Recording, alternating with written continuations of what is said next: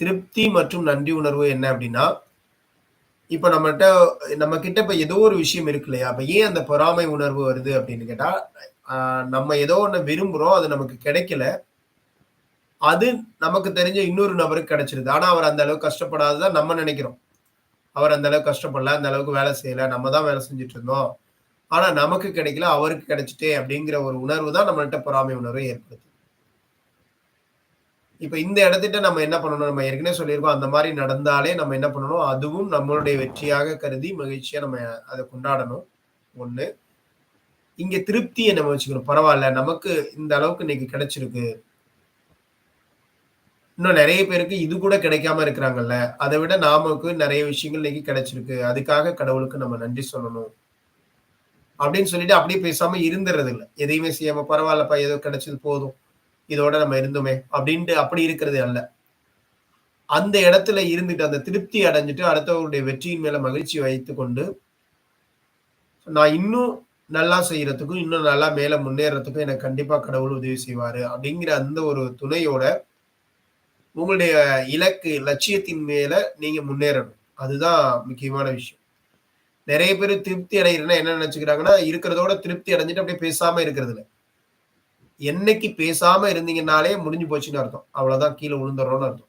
இப்ப பறவை பறந்துட்டே இருக்குது. சிறகுகள அடிச்சுட்டே இருக்கணும்.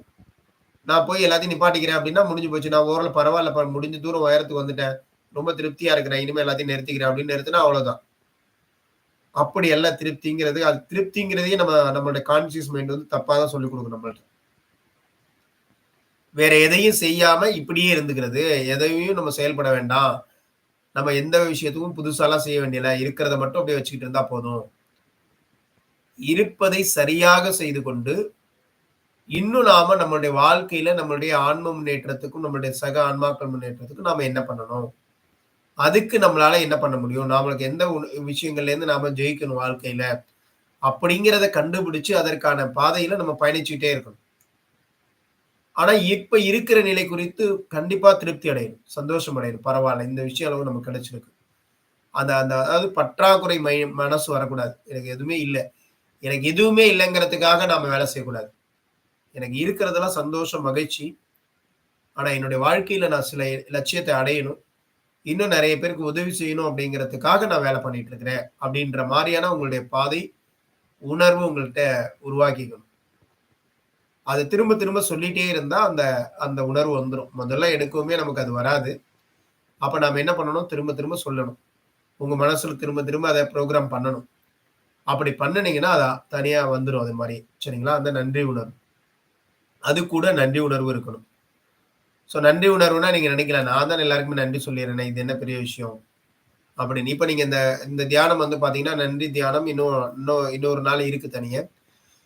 ஆனா, இன்னைக்கு இந்த டாபிக்ங்கிறதுனால அது ரிலேட்டடா கொஞ்சம் அந்த தியானத்த பண்ணிட்டு பண்ணோம்னா நல்லாருக்கும் அப்படின்னு தான் நம்ம பண்ணோம்.